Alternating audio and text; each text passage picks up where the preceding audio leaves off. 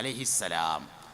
പുണ്യനബി സല്ലല്ലാഹു അലൈഹി വസല്ലം മിഅ്റാജിൻ്റെ രാത്രിയിൽ വഴിയിൽ വെച്ചുകൊണ്ട് ഇബ്രാഹിം നബി അലൈഹിസ്സലാമിനെ കണ്ടപ്പോൾ ഇബ്രാഹിം നബി പറഞ്ഞു, മർഹബം ബി ഇബ്നി സ്വാലിഹി, സ്വാലിഹായ എൻ്റെ മകന് സ്വാഗതം. ഇബ്രാഹിം നബി അലൈഹി സ്വലാം തിരിച്ച് ഇങ്ങോട്ട് മോനെന്നും പറഞ്ഞിട്ടുണ്ട്. മുത്തുനബി സല്ലല്ലാഹു അലൈഹി വസല്ലം തിരിച്ച് അങ്ങോട്ട് വാപ്പാന്നും പറഞ്ഞിട്ടുണ്ട്. മില്ലതാബീകും ഇബ്രാഹിമ ഹുവ സമ്മാകുമുൽ മുസ്ലിമീൻ. നിങ്ങൾ നിങ്ങളുടെ വാപ്പയായ ഇബ്രാഹിം നബി അലൈഹി സ്വലാമിൻ്റെ മാർഗത്തിലാണ്. ഹുവ സമ്മാകുമുൽ മുസ്ലിമീൻ, അദ്ദേഹമാണ് നിങ്ങൾക്ക് മുസ്ലിങ്ങൾ എന്ന് പേര് നൽകിയിട്ടുള്ളത്. വാപ്പന്നെയുള്ള മക്കൾക്ക് പേരിടുക, നമുക്ക് മുസ്ലിങ്ങൾ എന്ന് പേരിട്ട ആള് സയ്യിദുനാ ഇബ്രാഹിം അലൈഹിസ്സലാമാണ്. വജ്ജഹ്തു വജ്ഹിയ ലില്ലദീ ഫതറസ് സമാവാതി വൽ അർദ് ഹനീഫൻ മുസ്ലിമൻ വമാ അന മിനൽ മുശ്രികീൻ. വജ്ജഹ്തു വജ്ഹി, എൻ്റെ ശരീരത്തെ ഞാൻ നേരിടിക്കുന്നു, ലില്ലദീ, ഒരു അല്ലാഹുവിലേക്ക്, ഫതറസ് സമാവാതി വൽ അർദ്, ആകാശഭൂമികളെ അവനാണ് പടച്ചത്. ഹനീഫൻ, ഞാൻ സത്യമാർഗത്തിൽ ഉറച്ചവനായ നിലയിലും, മുസ്ലിമൻ, മുസ്ലിമായ നിലയിലും. ശരിക്ക് ലോജിക്കനുസരിച്ച് പറയേണ്ടത് മുസ്ലിമൻ ഹനീഫൻ എന്നാണ്. മുസ്ലിമിനെ മുന്തിച്ചുകൊണ്ടാണ് ശരിക്ക് പറയേണ്ടത്. പക്ഷേ എന്തുകൊണ്ട് ഹനീഫിനെ മുന്തിച്ചു? അതിനൊരു കാരണമുണ്ട്. ഹനീഫ് എന്നത് ഇബ്രാഹിം നബി അലൈഹിസ്സലാമിൻ്റെ ഓമന പേരാണ്. മുസ്ലിമിന് തെറ്റിയാലും ഹനീഫിന് തെറ്റൂല എന്നുള്ളതാണ് ഹനീഫിനെ മുന്തിച്ചതിൻ്റെ കാരണം. മുസ്ലിമിന് തെറ്റിയാലും ആർക്ക് തെറ്റൂല? ഹനീഫിന് തെറ്റൂല. ഹനീഫ് ബഹുമാനപ്പെട്ട സയ്യിദുനാ ഇബ്രാഹിം അലൈഹിസ്സലാമാണ്. വാപ്പാൻ്റെ ഗുണം വാപ്പാക്കാണ്ടുണ്ടായപ്പോൾ മക്കളുടെ ഗുണം മക്കൾക്കണ്ടുണ്ടായി എന്നതാണ് സയ്യിദുനാ ഇബ്രാഹിം നബി അലൈഹിസ്സലാം, സയ്യിദുനാ ഇസ്മായിൽ അലൈഹിസ്സലാം. ഇത് ഉമർ ബിൻ ഖത്താബ് റളിയല്ലാഹു അൻഹുവിലും അബ്ദുല്ലാഹി ബിൻ ഉമറിലും കാണാൻ പറ്റും. ഒരിക്കൽ ഉമർ റളിയല്ലാഹു അൻഹു അബ്ദുല്ലാഹി ബിൻ ഉമർ റളിയല്ലാഹു അൻഹുവിനെയും കൂട്ടിയിട്ട് മദീനത്തെ പള്ളിയിൽ ചെന്നു. മദീനത്തെ പള്ളിയിൽ ചെന്ന് സഹാബത്ത് എല്ലാവരും കൂടി ഇരിക്കുമ്പോൾ നബി തങ്ങൾ ചോദിച്ചു സല്ലല്ലാഹു അലൈഹി വസല്ലം, സഹാബത്തെ, ഇങ്ങൾക്ക് ആർക്കേലും കമ്പും ചുള്ളിയില്ലാത്ത ഇണച്ചങ്ങളില്ലാത്ത ഇങ്ങനെ നേരെ മേപ്പെട്ട് പോണേ ഒരു മരത്തിൻ്റെ പേര് പറയാൻ പറ്റുമോ എന്ന് ചോദിച്ചു. സഹാബത്ത് ഇങ്ങനെ കുറച്ചു നേരം ആലോചിച്ചിട്ട് പറഞ്ഞു, അള്ളാഹു റസൂലു ആലം, അള്ളാഹുവിനും അവൻ്റെ റസൂലിനും അറിയാം എന്ന് പറഞ്ഞപ്പോൾ നബി തങ്ങൾ പറഞ്ഞു സല്ലല്ലാഹു അലൈഹി വസല്ലം, അത് ഈത്തപ്പനയാണ് പറഞ്ഞു. തെങ്ങും അങ്ങനെ തന്നെയാണ്, കവുങ്ങ് അങ്ങനെയാണ്, പല മരങ്ങളുണ്ട്, പനയുണ്ട്, ഒക്കെ അങ്ങനെ തന്നെയാണ്. സദസ്സ് കഴിഞ്ഞ് പോരുമ്പോൾ അബ്ദുല്ലാഹി ബിൻ ഉമർ വാപ്പാട് പറഞ്ഞു, ഇപ്പാ എനിക്ക് നബി തങ്ങളെ ചോദിക്കാൻ തുടങ്ങിയേക്കിരുന്ന അത് ഈത്തപ്പനേന്ന് മനസ്സിലായിട്ടുണ്ടായിരുന്നു എന്ന് പറഞ്ഞു. ആ സമയത്ത് ഉമർ ബിൻ ഖത്താബ് റളിയല്ലാഹു അൻഹു ചോദിച്ചു, എന്തേ ചെറുക്കത് പറയാഞ്ഞത്? ആ നാലാളിടയിൽ വെച്ചിട്ട് ഇയ്യതാണ്ട് പറയുകയാണെങ്കിൽ ഞാൻ അതിൻ്റെ ഒരു ഫോട്ടോ എടുത്തുങ്ങാണ്ടുണ്ടാവും ഫേസ്ബുക്കിലൊരു പോസ്റ്റൽ, എന്തേച്ച് പറയാഞ്ഞതെന്ന് ചോദിച്ചു. അന്നിപ്പോൾ ഫേസ്ബുക്കൊന്നുമില്ല, എന്നാലും ആ അർത്ഥത്തിൽ ഇന്നത്തെ ഭാഷയെ പറയുമ്പോൾ അങ്ങനെയാണ് പറഞ്ഞു, ഇതെന്തേ പറയാഞ്ഞത് എന്ന്. അതിൽ മകൻ വാപ്പാടൊരു മറുപടി പറഞ്ഞു, വാപ്പാ, എൻ്റെ പിതാവായ നിങ്ങൾ മറുപടി പറയാതിരിക്കുന്ന ഒരു സദസ്സിൽ വെച്ച് ഞാനതിന് മറുപടി പറയുന്നത് ശരിയല്ല എന്നെനിക്ക് തോന്നി എന്ന് പറഞ്ഞു. അതിൽ വാപ്പ പറഞ്ഞു, എടാ ചെറുക്ക, അത് എനിക്കും അറിയായിട്ടൊന്നും ആയിരുന്നില്ല. വാപ്പാൻ്റെ ഗുണം അത് നമ്മൾ പോലും തമ്മിലുള്ള വ്യത്യാസമാണ്. നമ്മളൊരു പ്രശ്നം എന്താ വെച്ചാൽ അറിയില്ലെങ്കിലും അറിയുന്ന പറയാം, ഓല് അറിഞ്ഞാലും അള്ളാഹു റസൂലു ആലം എന്നാണ് പറയുക. അതാണ് അവരുടെ ഒരു പ്രത്യേകത. ഇന്നത്തെ സമൂഹത്തിൻ്റെ ഏറ്റവും വലിയൊരു പ്രശ്നം ഞാൻ മനസ്സിലാക്കിയത് വിവരമില്ലാത്തവൻ്റെ വിവരമാണ്. വിവരമില്ലാത്തവൻ്റെ വിവരം എന്ന് പറഞ്ഞാൽ ഒരാൾ ഓൻ്റെ പെണ്ണുങ്ങളോട് അന്നെ ഞാൻ 3 പിരിച്ചു എന്ന് പറഞ്ഞു എന്ന് വിചാരിക്കുക. അങ്ങനെ പള്ളിക്കത്തെ മൂലയരോട് ചെന്നിട്ട് പറഞ്ഞു, ഞാൻ എൻ്റെ പെണ്ണുങ്ങളോട് അന്നെ ഞാൻ 3 പിരിച്ചു എന്ന് പറഞ്ഞു. ഉസ്താദ് എന്താ പഞ്ഞ് കാട്ടുക എന്ന് ചോദിച്ചു. എന്നാൽ ഉസ്താദ് പറയും, നമുക്കൊരു കാര്യം ചെയ്യാം, പട്ടിക്കാട് ജാമ്യാനൂരി അറബി കോളേജിലൊന്ന് പോയിട്ട് അവിടുത്തെ ഉസ്താദന്മാരൊക്കെ ഒന്ന് കണ്ട് ഈ വിവരം പറയാം, എന്നിട്ട് ഓലിതൊക്കെ ഒന്ന് കേട്ടതിൻ്റെ ശേഷം ഒരു തീരുമാനം പറയും, അതിൻ്റെ ശേഷം നമുക്ക് എന്തെങ്കിലും ഒരു തീരുമാനത്തിലെത്താം എന്ന് പള്ളിക്കത്തെ ഉസ്താദ് പറയും. അതേ സമയത്ത് പള്ളിക്കത്തെ ഉസ്താദിനോട് പോയി ചോദിക്കണതിന് പകരം അങ്ങാടി പോയിട്ട് ആ ചായ കച്ചവടം ചെയ്യുന്ന ആളോടോ അല്ലെങ്കിൽ ആ മീൻ കച്ചവടം ചെയ്യുന്ന ആളോടോ അല്ലെങ്കിൽ ആ മുടി വെട്ടുന്ന ആളോടോ ഒന്നും അല്ലെങ്കിൽ ആ ബസ് സ്റ്റോപ്പിൽ ഇങ്ങനെ വെറുതെ ഇരിക്കുന്ന ആളോടോ ചോദിച്ചാൽ അപ്പം കിട്ടും മസല. അത് 3 തലാക്കും പോയിട്ടുണ്ട്. വേണമെങ്കിൽ അതിൻ്റെ കൂടെ അതും കൂടിയും പറയും, ഇനി മൂല്യന്മാരറ്റ മാറ്റിപ്പറയോന്നാവോ എന്നും കൂടിയും പറയും.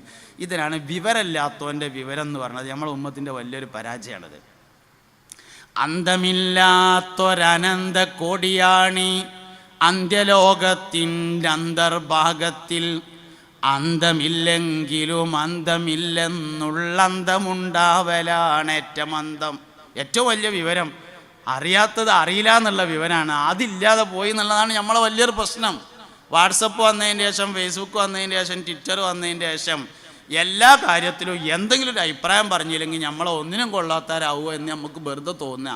ഇന്നത്തെ എല്ലാ പ്രശ്നങ്ങളുടെയും പ്രധാനപ്പെട്ട ഒരു കാരണം അതാണല്ലോ, നമ്മൾ പറയേണ്ട അല്ലാത്തടത്ത് നമ്മൾ അഭിപ്രായം പറയാം. ലോകത്ത് 100 ആൾക്കാരിൽ 20 ആൾക്കാർക്ക് മാത്രമേ ഒരു വിഷയത്തെ ശരിയായ രൂപത്തിൽ മനനം ചെയ്ത് കാര്യങ്ങളെ മനസ്സിലാക്കി തീരുമാനം പറയാൻ കഴിവുള്ളവർ ഉള്ളൂ എന്നാണ്. 80% ആളുകൾ ഫോളോവേഴ്സ് എന്നാണ് അതിന് പറയുക. മറ്റാരെങ്കിലും പറഞ്ഞതിനെ ഫോളോ ചെയ്യാൻ മാത്രമേ ലോക ജനസംഖ്യയിൽ മനുഷ്യന്മാർക്ക് യോഗ്യതയുള്ളൂ. 100 ആളെടുത്താൽ ഒരു വിഷയത്തെ ആഴത്തിൽ പഠിച്ചൊരു തീരുമാനത്തിലെത്താൻ 20 ആൾക്കേ കഴിവുണ്ടാവുള്ളൂ എന്നാണ്. 80 ആൾക്കാർ മറ്റു കഴിവുള്ള ആളുകൾ പറഞ്ഞതനുസരിച്ച് മുന്നോട്ട് പോകാൻ കഴിവുള്ളവരാണ്. ഇന്ന് അവിടുന്ന് വിട്ടിട്ട് 99 ആൾക്കാർക്കും എന്തേലും ഒന്ന് പറഞ്ഞില്ലെങ്കിൽ ഇന്നൊന്നിനും പറ്റാതാവുമല്ലോ, അതുകൊണ്ട് കടക്കട്ട ഒരു കമാൻഡ് എന്ന് തീരുമാനിക്കുന്നവരായി മാറി. ഇതിനെയാണ് വിവരമില്ലാത്തവരെ വിവരം എന്ന് പറഞ്ഞത്. നമ്മൾ അനുഭവിക്കുന്ന വലിയൊരു പ്രശ്നമായിട്ട് മാറി. എന്തായാലും ആവട്ടെ, ഇങ്ങനെ ഒരുപാട് സംഗതികൾ. അപ്പോൾ ഈ നമുക്കൊരു വിഷയത്തെക്കുറിച്ച്, അപ്പോൾ സഹാബത്ത് റളിയല്ലാഹു അൻഹും അറിയുമെങ്കിലും അറിയില്ല എന്നാണ് പറഞ്ഞിരുന്നത്. അബ്ദുല്ലാഹിബ്നു ഉമർ റളിയല്ലാഹു അൻഹുവിന് ഇങ്ങനെ ഒരു ക്വാളിറ്റി ഉണ്ടായി എന്നതിൻ്റെ ഉത്തരം ഉമർ ഇബ്നുൽ ഖത്താബ് റളിയല്ലാഹു അൻഹു എന്ന വാപ്പാക്ക് ആ ഗുണമുണ്ടായിരുന്നു എന്നതാണ്. വാപ്പാൻ്റെ ഗുണമാണ് മക്കൾക്കുണ്ടാകുന്ന ഗുണം എന്ന് പറയുന്നത്. വാപ്പാൻ്റെ ഗുണമാണ് മക്കൾക്കുണ്ടാകുക. ഇതിനനുബന്ധമാണ് ആറാമത്തെ കാര്യം ഇൽമ് ഒരു മനുഷ്യനിൽ നിലനിൽക്കണമെങ്കിൽ ചില പ്രത്യേകമായ കാര്യങ്ങൾ ആവശ്യമാണ്. അതിലേറ്റവും പ്രധാനപ്പെട്ട ഒന്നാണ് ഇൽമിനെയും ഇൽമിൻ്റെ അഹ്ലുകാരെയും ഇൽമുമായി ബന്ധപ്പെട്ട വസ്തുക്കളെയും ബഹുമാനിക്കുന്നവർക്ക് മാത്രമാണ് ഇൽമ് നിലനിൽക്കുക. നമ്മളെപ്പോഴും ദ്വാരക്കലുണ്ട്, പഠിച്ചോനെ നാഫിയായ ഇൽമ് തരണേ അല്ലാ. ഈ നാഫിയായ ഇൽമ് എന്ന് പറഞ്ഞാൽ ഇൽമല്ല, ശരിക്ക് 2 എണ്ണം ആളാണ്. 2 എണ്ണം നാഫിയായ മനുഷ്യൻ പഠിക്കുന്ന അറിവുകൾക്കാണ് നാഫിയായ ഇൽമ് എന്ന് പറയുന്നത്. അപ്പോൾ നാഫിയായ ഇൽമ് തരണേ അല്ലാ എന്ന് പറഞ്ഞാൽ വേറെ കുറേ വിവരം തരണേ എന്നല്ല, ഉള്ള വിവരത്തെ നാഫിയാക്കി തരണേ എന്നാണ്. നമ്മൾ മയ്യത്ത് കൊടുന്ന് വെച്ചിട്ട് മയ്യത്ത് സ്കരിക്കുമ്പോൾ ദ്വാരക്കുമല്ലോ, അല്ലാഹുമ്മ ഗഫിർ ലഹു വറഹംഹു വഅഫു അൻഹു വഅഫിഹി വഅക്രിം നുസുലഹു വഅസ്സി മദ്ഖലഹു വഗ്സിൽഹു ബിൽ മാഇ വസ്സൽജി വൽ ബറദി വനഖിഹി മിനൽ ഖതായ കമാ യുനഖ്ഖ അസ്സൗബുൽ അബിയദ് ഒക്കെ പറഞ്ഞു കഴിഞ്ഞിട്ട് അബ്ദിൽഹു ദാരൻ ഖൈറൻ മിൻ ദാരിഹി വസൗജൻ ഖൈറൻ മിൻ സൗജിഹി എന്ന് പറഞ്ഞാൽ വേറെ പെണ്ണിട്ടിക്കണേ എന്നല്ല, പിന്നെന്താ, ഉള്ള പെണ്ണുങ്ങളെ നന്നാക്കണേ എന്നാണ്. വേറെ വീട് എന്ന് പറഞ്ഞാൽ ഉള്ള വീട് നന്നാക്കണേ എന്നാണ്. എന്നതുപോലെ തന്നെയാണ് ഈ സംഗതി. നാഫിയായ ഇൽമ് തരണേ എന്ന് പറഞ്ഞാൽ വേറെ കുറേ വിവരം തരണേ എന്നല്ല, ഉള്ള വിവരത്തെ ഉപകാരമുള്ളതാക്കി തരണേ എന്നതാണ്. ഇൽമ് നാഫി ആവണമെങ്കിൽ 2 കാര്യങ്ങൾ നിർബന്ധമാണ്.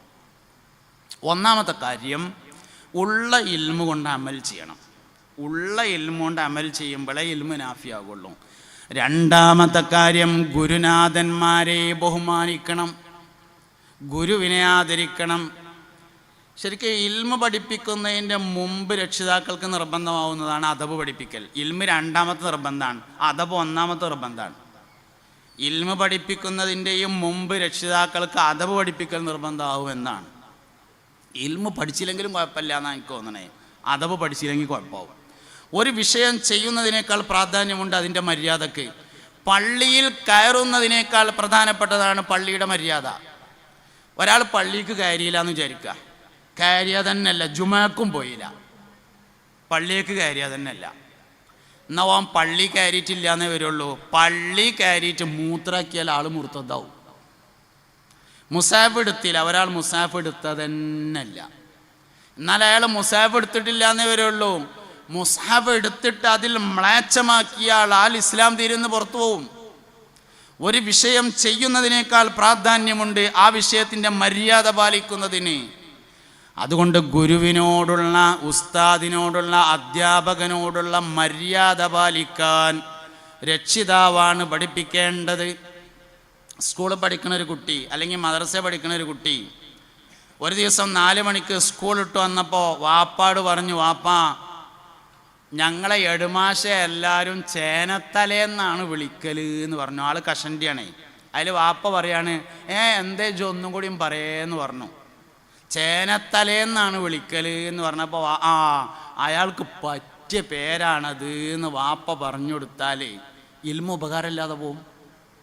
ഗുരുവിനെ ആദരിക്കാൻ പഠിപ്പിച്ചില്ലെങ്കിൽ ഇൽമ ഉപകാരമില്ലാതെ പോകും. നമ്മളിവിടെ നേരത്തെ പറഞ്ഞല്ലോ, നമ്മളെ പഴമക്കാരായ ആൾക്കാർ ഉസ്താദിൻ്റെ നിന്ന് തല്ലിട്ടീന്ന് വന്ന് പറഞ്ഞാൽ ഉസ്താദ് തല്ലണമെന്നൊന്നും ഈ പറഞ്ഞതിന് അർത്ഥമല്ല കേട്ടോ. പുതിയ കാലത്തിനനുസരിച്ച് പരിശീലനം ശ്രദ്ധിച്ച് അധ്യാപനം നടത്താൻ വേണ്ടി കഴിയണം. ഉസ്താദിൻ്റെ നിന്ന് തല്ലിട്ടീന്ന് പഴയ കാലത്തെ ആൾക്കാരോട് വന്ന് പറഞ്ഞാൽ ഉസ്താദിനെ പറ്റി അങ്ങനെ പറയാൻ പാടുണ്ടാകുന്ന 2 കൂടിയും തരും എന്നുള്ളതാണ്. കാരണം ഗുരുവിനെ ആദരിക്കലാണ് അവർക്കുണ്ടായിരുന്ന ഏറ്റവും വലിയ പ്രത്യേകത.